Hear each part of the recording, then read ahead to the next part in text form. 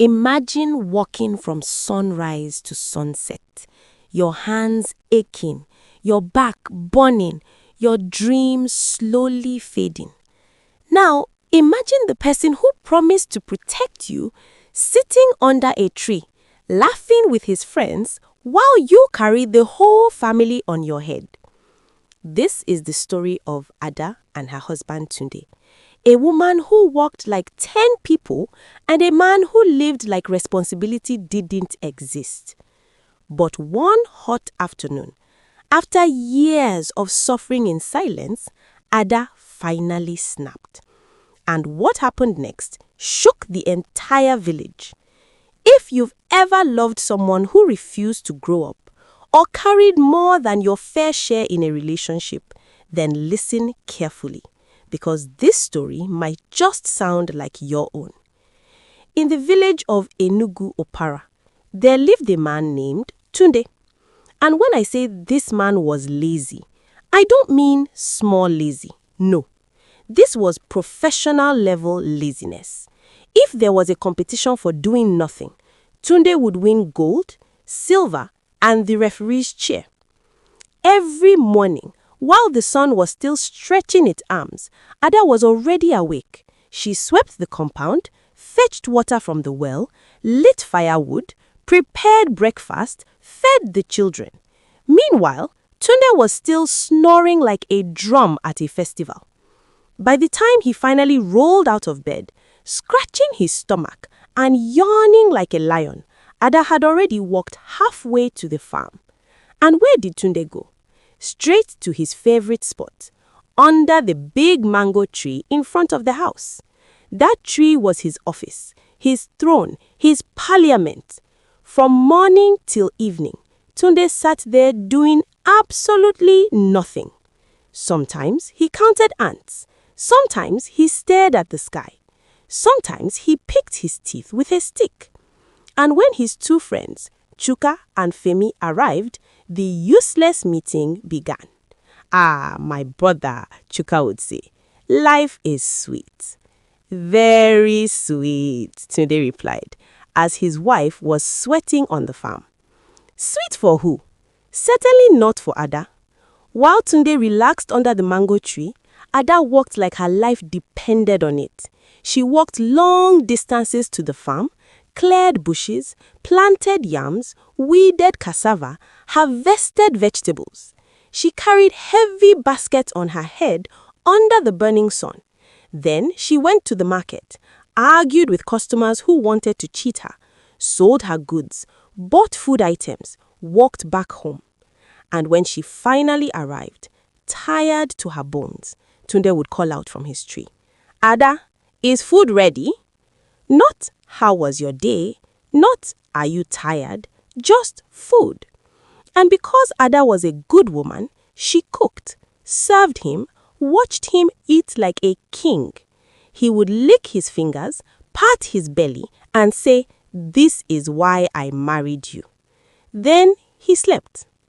Ada lay on the mat, her feet aching, her heart heavy, listening to his snoring. This wasn't the life she dreamed of. When Tunde was courting Ada, he was a completely different man. He brought her gifts, spoke sweet words, promised her heaven on earth. "Ada, you will never suffer. I will take care of you." Her parents warned her, "This man talks too much and walks too little." But Ada was in love. After marriage, the real Tunde appeared. The gifts stopped, the effort disappeared, the promises vanished. Ada became the provider. Tunde became the passenger. And the villagers noticed. At the stream, women whispered, "That woman is carrying too much."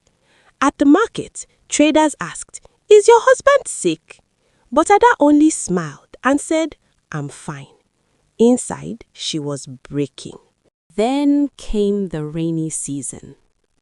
For 3 months, Ada's roof leaked like a broken basket. Water poured into the house. The children slept cold. Food got spoiled. Ada begged Tunde, "Please fix the roof." Tunde replied, "Tomorrow?" Tomorrow never came. One night, rain flooded the room. Ada ran around with buckets. Tunde simply moved his mat to a dry corner and continued sleeping. That was the night Ada realized she was alone in her marriage. One hot afternoon, Ada returned from the farm, sweat soaking her clothes, a heavy basket on her head. She passed the mango tree. Tunde and his friends were laughing, drinking palm wine, relaxing. Tunde called out happily, "Ada, we are hungry. Go and cook bitter leaf soup with goat meat." Ada stopped walking. Slowly, she dropped the basket. Slowly, she turned around. Her eyes burned like fire. "Cook?" she repeated. She listed everything she had done that day. The sweeping, the walking, the farming, the carrying. "And you want me to cook for you and your useless friends?" Silence. Suddenly, Chuka remembered an emergency. Femi remembered his grandmother. They ran. Tunde sat there, shocked. Ada continued, "I'm tired of carrying this family alone. I'm tired of pretending. Look at my hands. Look at my body. I look 50 at 30. Tears fell. That night, Ada didn't cook. Tunde slept hungry. The next day, Ada went to the farm again. While she worked, an old woman appeared. White wrapper, shining eyes, calm voice. "My daughter," she said, "how long will you suffer alone?" Ada told her everything. The woman gave her a small clay pot. "Cook this with his favorite meal tonight," she said. "It will reveal the truth." Before Ada could ask questions, the woman vanished. Ada stared at the pot. Something told her tonight would change everything. That evening, Ada cooked Tunde's favorite meal.